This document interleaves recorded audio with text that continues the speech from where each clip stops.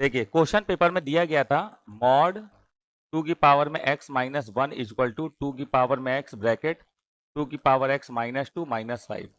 आप लेट कर लो आप 2 की power x equal to T. तो आप यहाँ लिख लो mod t minus 1 equal to T bracket में t माइनस 2 माइनस 5। ये आएगा mod t minus 1 equal to T square minus 2t minus 5। अच्छा, नंबर ऑफ सोल्यूशन निकालना है तो ग्राफ से भी कर सकते हो। तो ये भी एक ग्राफ है, ये भी एक ग्राफ है, दोनों ग्राफ बना ले और देख ले कितने पॉइंट पे कट कर रहा है। हाँ सही है ना। तो हम सबसे पहले इसके लिए ग्राफ बनाएंगे क्वाड्रेटिक के लिए। तो क्वाड्रेटिक के लिए जब ग्राफ बनाया जाता है तो सबसे पहले डी निकालते हैं। तो इसके लिए डी निकाल लो, B square minus 4ac।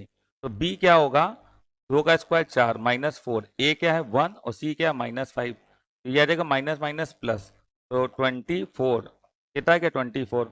Vertex हम निकालेंगे तो आएगा minus B upon 2a comma minus D upon 4 है, तो यही तो वर्टेक्स होगा। तो माइनस बी अपॉन 2 है, तो ये माइनस 2 है, तो माइनस माइनस प्लस 2 अपॉन 2, और ए का वैल्यू क्या है 1 है।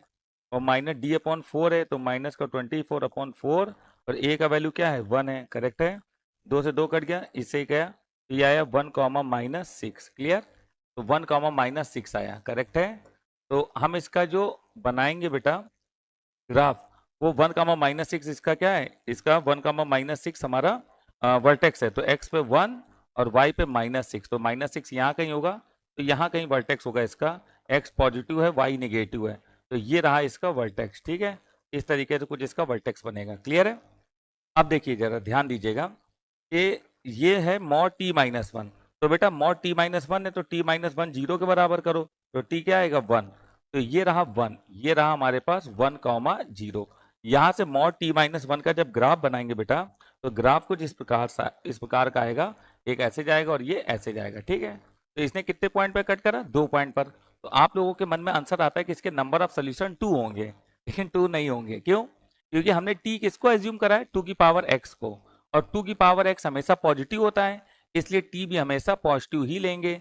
तो जो t हमारा निगेटिव में जा रहा है वो वाला नंबर ऑफ सोल्यूशन कंसीडर नहीं किया जाएगा। ठीक है, तो केवल t पॉजिटिव वाला नंबर ऑफ सोल्यूशन लिया जाएगा। जो इसके इस साइड कटिंग पॉइंट है केवल उसको कंसीडर करेंगे, इस साइड वाले कटिंग पॉइंट को कंसीडर नहीं करेंगे। ठीक है, तो नंबर ऑफ सोल्यूशन कितना होगा, 1 होगा।